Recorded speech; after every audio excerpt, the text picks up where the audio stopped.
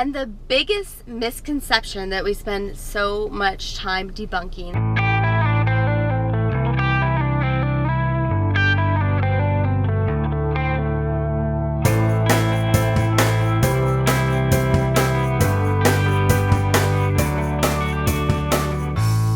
Hi guys, Kim here with Like Tesla.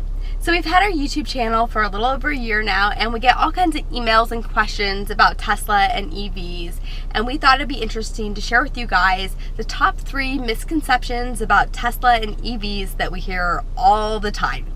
The first one is that it's just way too inconvenient to own a Tesla or an EV because charging takes way too long compared to a gas car where you can fuel it up in just a few minutes and be on your way. Actually though, it's completely the opposite, and charging time is your biggest advantage. Yeah, it's pretty simple math here. The average length of car ownership in the US is 5 years, so we'll use that as our base. And the average person drives 37 miles per day while getting 24 miles per gallon.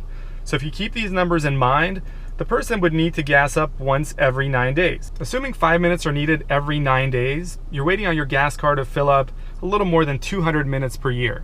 Okay, so with a Tesla, you wake up with a full charge every morning and spend no time on a weekly basis charging your car. So the car charges on your time or bedtime 99% of the year. So back to the gas car. In a course of 5 years, a gas car owner would spend about 1,000 minutes waiting on their car to fuel up. And the only wait time with your Tesla comes from the handful of times you have to drive more than 250 miles in a single day. Yeah, so in these road trip days after you've driven 3 to 4 hours, you need to stop for another, say, 30 minutes to continue either onto your destination or to the next supercharger.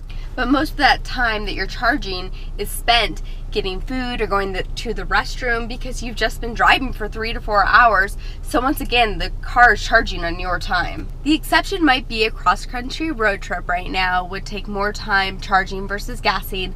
But how often are you really going to go on a complete cross-country road trip? And you'd probably want to stop every 3 to 4 hours to use the restroom anyways. Even if you've assumed, say, 4 250-mile road trips in a single year, and each requiring 30 minutes of supercharging, over 5 years accumulates to about 600 minutes of waiting on your car. Keep in mind, over 5 years in a gas car, not even assuming road trips, you're waiting for about 1,000 minutes. 95% of the time, the car is not even in use. It's sitting in the garage, parked on the street, and EVs make sense because the car is fueling during that 95% of downtime versus the 5% of operational time. The second biggest misconception that we hear all the time is that you have to be rich to own a Tesla. In the next few months, this is going to change dramatically as the Model 3 comes out.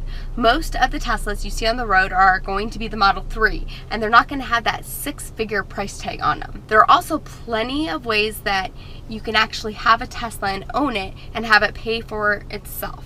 Now, it's not going to be easy, but making a ton of money is never easy. You know, there's so many people fascinated by the car, the brand, and dream of owning the car. It's just too expensive to pull the trigger, but the most common thing we see is they make a business out of the car. Yeah, it's a compelling car. It draws people from all over to want to see it, learn about it, drive it, and that's why putting your car to work is the most brilliant way to finance your dream car. Things like ride sharing, Uber, Turo, renting a car out for, say, weddings, graduation events, just 5 to 6 times a month can help pay for some, if not all, of your Tesla's payments. It's also fun if you're as crazy about the car as we are and you can talk to people and teach them about the car. One of my favorite stories is about a 16-year-old kid in California who wanted a Tesla, and his dad told him it was okay as long as he could come up with at least part of the way to pay for the monthly cost. A new rideshare service just launched in San Diego. It's called Tesloop, and it offers rides in a Tesla between San Diego, Orange County, and LA.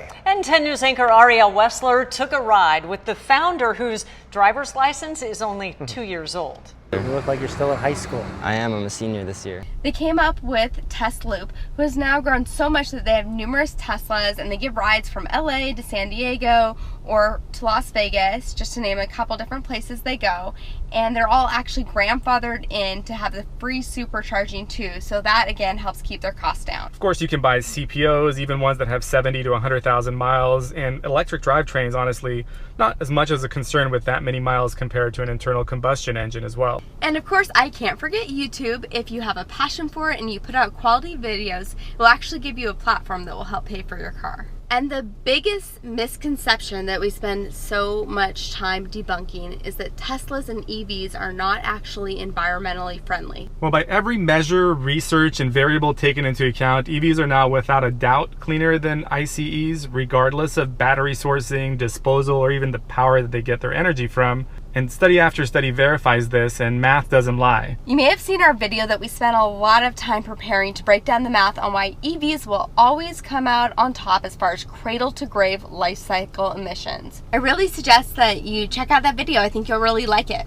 I also hope that this video helped clear up some of those common misconceptions that we hear about Tesla and EVs. And if you have any more questions, please comment below and we'll answer them, or maybe some of our followers will answer them for you. Thanks for watching. Any more questions about EVs, feel free to comment when in fact it's actually the opposite. Charging your gas car to charge your Tesla or your EV compared to charging a gas car, compared to fueling a gas car. Change in a few months dramatically when the Model 3 comes out, because 90% of the Teslas you're going to see on the road will be a Model 3. 90%? Where did you get that from? Go back to, so Donald Trump did there. You are fake news. If you like our videos, please press the like button and comment below. That really helps my channel grow, as it tells YouTube to share our videos with others and help spread the word of sustainability and EVs.